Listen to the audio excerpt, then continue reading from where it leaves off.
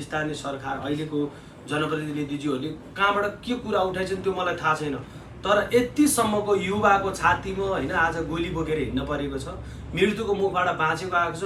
उहाँहरू जस्तो जेन्जी पुस्तालाई भने उहाँहरू जस्ता व्यक्तिलाई चाहिँ नेपालको कुनै पनि मन्त्रालयमा उहाँहरूले जागिर पाउनुपर्छ, घाँसपास कपासको व्यवस्था हुनुपर्छ, किनकि शरीर आज अङ्गभङ्ग छ। भोलि यो कारणले गर्दा उहाँको ज्यान जान सक्छ होइन, यो कारणले गर्दा भोलि उहाँको कुनै अङ्गहरू नचल्न सक्छ, यो कसैलाई पनि थाहा छैन क्या होइन। गोलीभित्र छातीमा बोकेर हिँड्न परेको छ, कति विडम्बना छ। आज मृतकलाई 10 लाख रुपियाँ होइन, घाइतेलाई यसो उपचार गरिदिने त्योसरी पन्छिन पाइँदैन।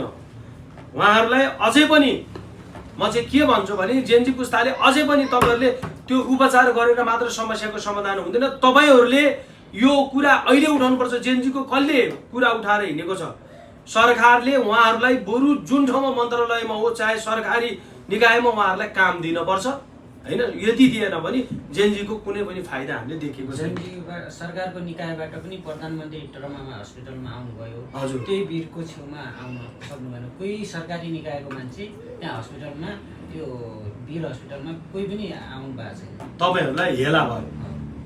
अब अनि फेसबुकतिर छालातिर रडेको मान्छेलाई उहाँ ट्रमामा भेट्न आउने, हामीलाई 5-9वटा गोली लागेको पनि हामी